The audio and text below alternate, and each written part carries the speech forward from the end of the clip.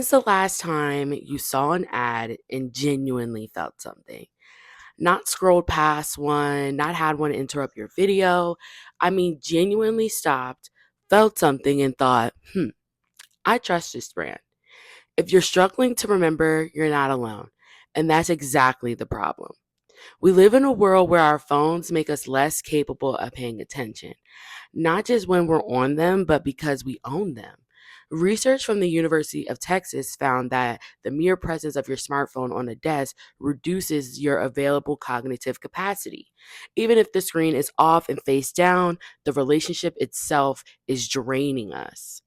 And into that environment, brands are still sending press releases, still buying billboard spaces, still hoping you'll read a caption. That strategy is failing. Consumers' trust in traditional advertising has been declining for years. Audience aren't just distracted, they are actively disengaging. So, what do you do when you can't compete for attention in the attention economy? You stop competing for it altogether. That's the idea behind experiential public relations, a strategy that doesn't ask audiences to read about a brand or watch an ad about a brand and invites them to step inside the immersive pop ups, live activations, events designed not just to be attended, but to be felt. Because here's the thing, you can't scroll past an experience, you're standing in the middle of it. So, let me show you how this looks in practice. In 2024, a skincare brand called Rhode, founded by Hailey Bieber, launched a product called Pocket Blush. Instead of the traditional campaign, they built a fully yellow pop up booth in New York City. The staff were yellow, the merchandise was yellow, the entire Instagram feed have shifted to yellow. Every photo taken at the event was essentially a branded ad created by customers for free. People waited in line for up to 7 hours for a free lip gloss and a photo reel. And by the end of 2024, Rode had generated 248 million in earned media value. $0 spent on traditional advertising. Or we can consider Skims.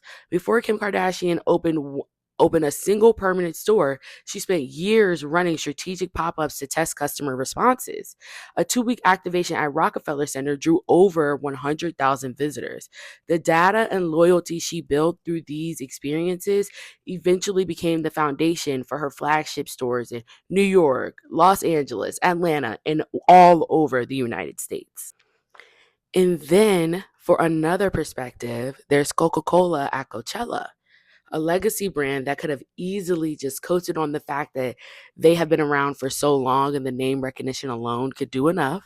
Instead, they built a 360-degree immersive experience with a virtual pop star, NFC enabled podiums, and an augmented reality activation. That evolved it into a retro diner pop up 2 years later. The results? Thousands of people documenting their experiences online organically under hashtags like Coca Cola and Coachella. None of these brands begged for attention. They built something worth showing up for. This strategy works because it respects how human attention actually functions. Instead of fighting for a shrinking window of screen time, experiential PR pulls people out of their phone dependent state into a present sensory moment. It bypasses the attention problem, eternally making the brand something you physically inhabit, not something passively consumed. And it's built right. Every detail designed to be shared.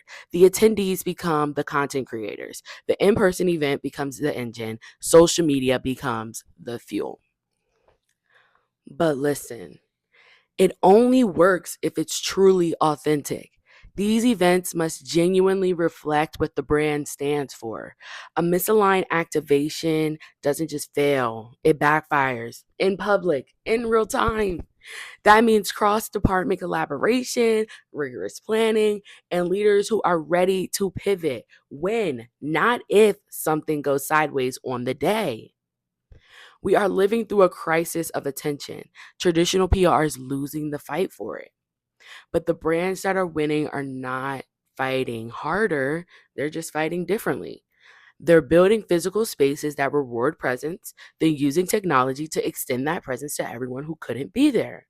The brands of tomorrow won't just have customers who buy their products. They'll have people who remember the day they stood inside the brand and felt something real.